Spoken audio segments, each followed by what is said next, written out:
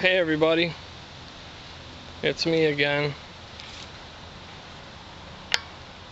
Michigan Wilderness.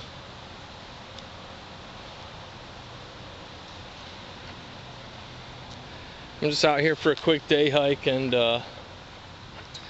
found a few Mayapples, so I figured I'd show you those. This is a pretty easy plant to ID, at least here in Michigan.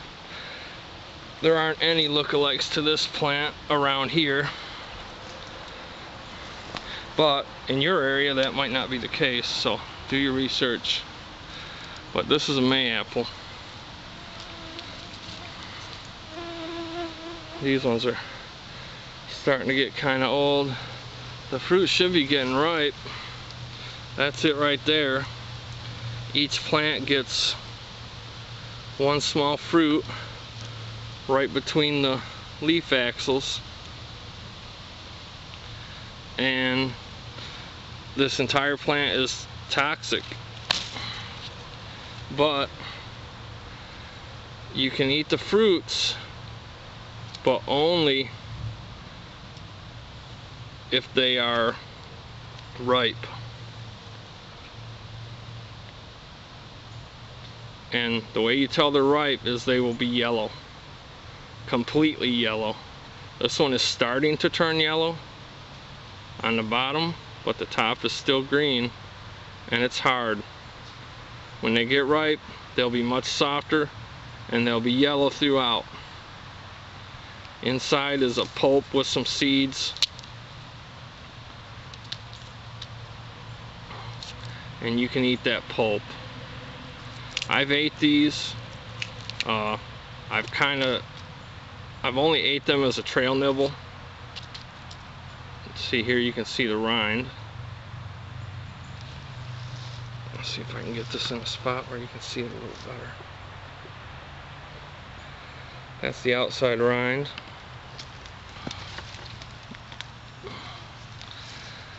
And this is the pulpy center with the seeds. I just take this pulpy center once they're ripe, and only if they're ripe, and I just eat it, and I kind of suck off the pulp and spit out the seeds.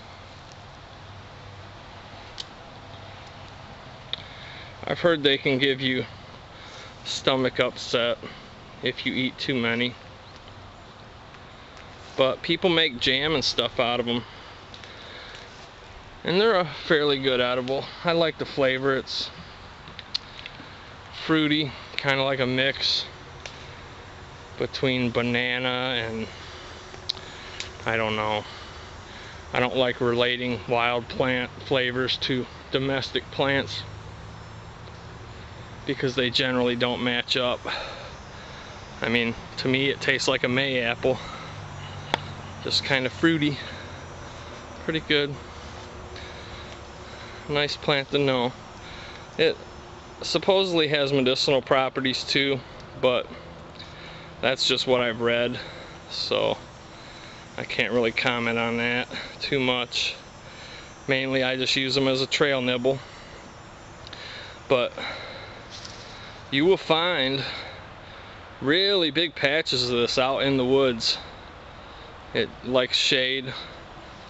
It generally grows in shady parts of the woods in big patches. So just another plant to be on the lookout for.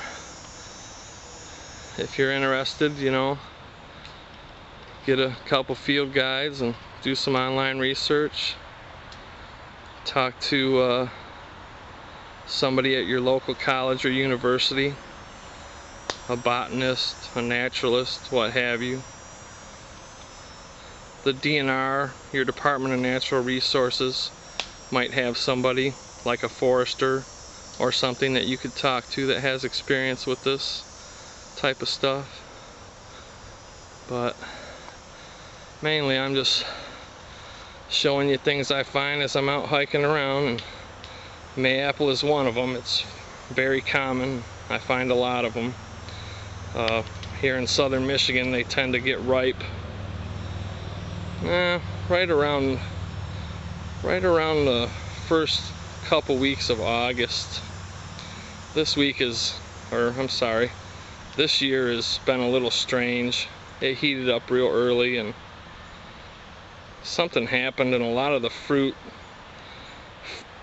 different fruit plants flowered, but the flowers just wilted and died, and they never formed any fruit. I mean, I don't know if you can see it in the vid, but these few Mayapples right here, looks like only 2 of them have fruit on them, and usually every one will have fruit on it.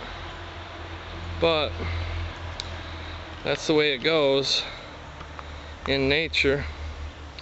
Nothing is the same. It's always a little different than the day before. Here's some more jewelweed. This area is filled with jewelweed and mosquitoes.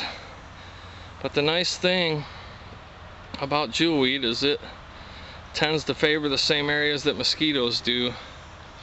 Usually I'll get down in the woods and start heading into a lower spot where the ground is moist to get near a swamp and start getting ate up with mosquitoes, and the next thing you know, there's a whole bunch of jewelweed because it likes that moist ground and shade and sun.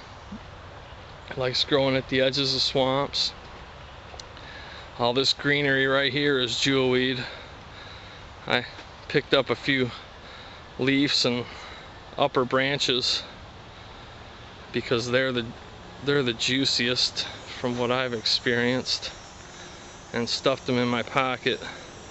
That way if I get ate up down this trail, I'll have something to rub on me. And I showed this once, but I want to show it again because I think it's really important.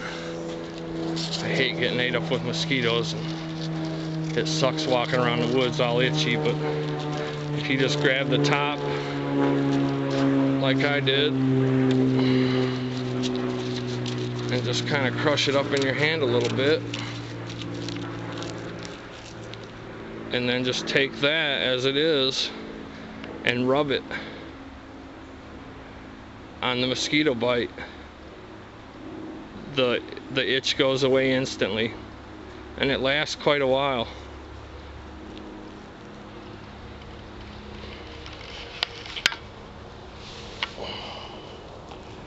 My hands got ate up.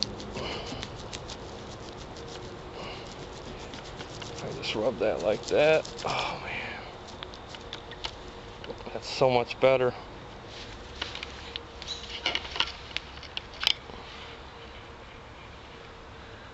That's it. I'm gonna head on out. I'm going down this trail here, and what I'm looking for is some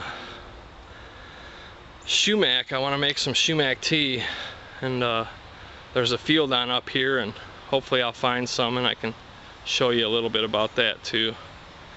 But until then, I'll talk to you later.